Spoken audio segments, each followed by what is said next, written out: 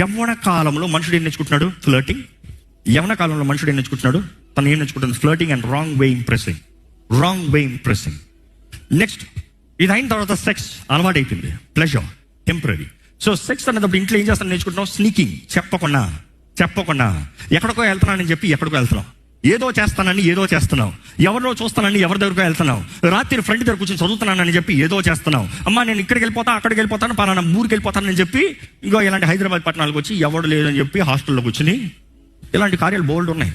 హాస్టల్లో ఉన్నానని చెప్పి ఇద్దరు రూమ్ తీసుకుని సపరేట్గా ఉంటారు. కళ్ళు ఉన్నాయి. అన్నీ అయిపోతున్నాయి. అన్నీ అయిపోయిన తర్వాత ఎన్ని అలవాటు, అబద్ధాలు, flirting, giving off yourself, no value for yourself not for him. అందరం మోసపరిచి బ్రతుకుతున్నాం. తర్వాత పెళ్లి చేస్తున్నారు.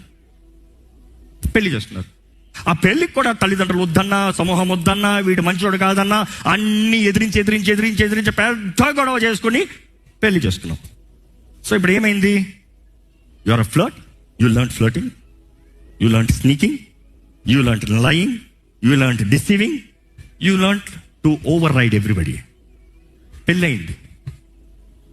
భార్య నీదే, నీతోనే ఉంది. భర్త నీతోనే ఉన్నాడు. ఇద్దరం కలిసి ఉన్నారు. మొన్నటి వరకు అందరూ మిమ్మల్ని వేరు చేద్దాం అన్నట్టు అనిపించింది. ఇప్పుడు ఎవరు లేరు, మీ దారిలో మీరు ఉన్నారు.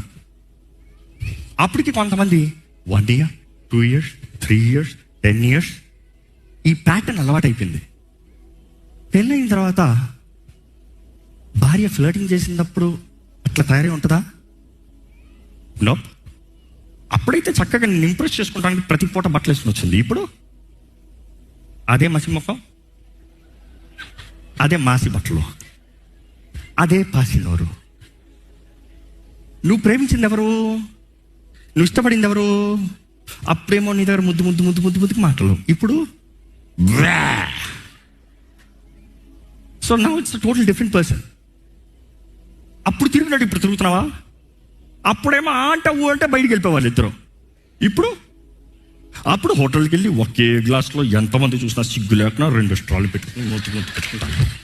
ఇప్పుడు భార్య భర్తలు అయిన తర్వాత అప్పుడే ఎవరేమనుకున్నా చేతులు పట్టుకుని, ఇప్పుడు భార్య భర్తలు అయిన తర్వాత అందరూ చూస్తున్నారు.